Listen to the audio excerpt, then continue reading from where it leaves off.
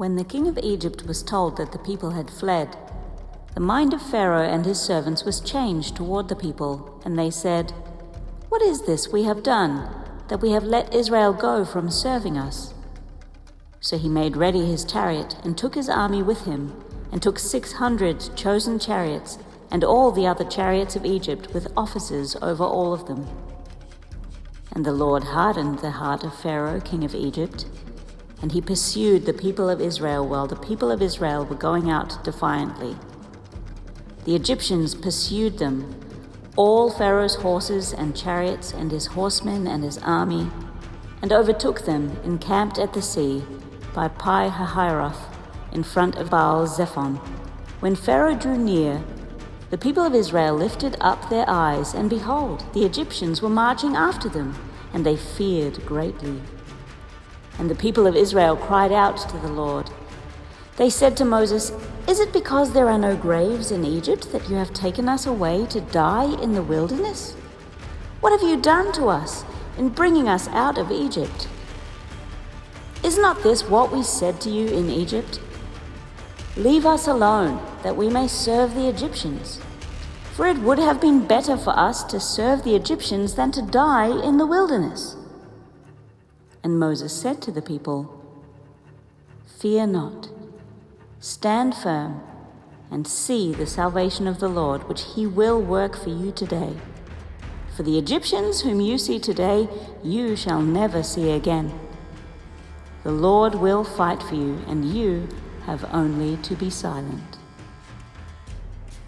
The Lord said to Moses, "Why do you cry to me? Tell the people of Israel to go forward. Lift up your staff and stretch out your hand over the sea and divide it, that the people of Israel may go through the sea on dry ground. And I will harden the hearts of the Egyptians, so that they shall go in after them, and I will get glory over Pharaoh and all his host, his chariots and his horsemen. And the Egyptians shall know that I am the Lord, when I have gotten glory over Pharaoh, his chariots, and his horsemen." Then the angel of the Lord, who was going before the host of Israel, moved and went behind them, and the pillar of cloud moved from before them and stood behind them, coming between the host of Egypt and the host of Israel.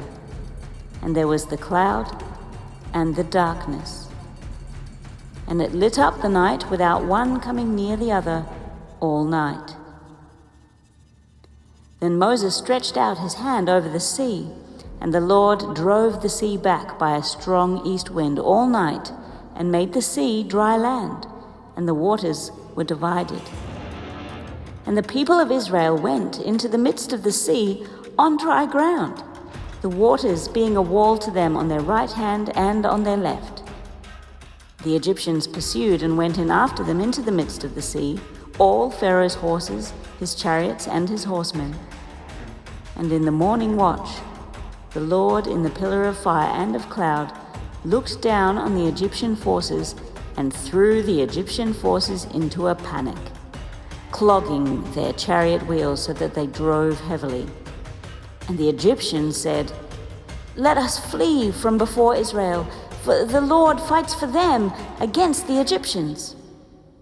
Then the Lord said to Moses, "Stretch out your hand over the sea, that the water may come back upon the Egyptians, upon their chariots and upon their horsemen." So Moses stretched out his hand over the sea, and the sea returned to its normal course when the morning appeared. And as the Egyptians fled into it, the Lord threw the Egyptians into the midst of the sea. The water returned and covered the chariots and the horsemen of all the host of Pharaoh that had followed them into the sea. Not one of them remained. But the people of Israel walked on dry ground through the sea, the waters being a wall to them on their right hand and on their left. Thus the Lord saved Israel that day from the hand of the Egyptians, and Israel saw the Egyptians dead on the seashore.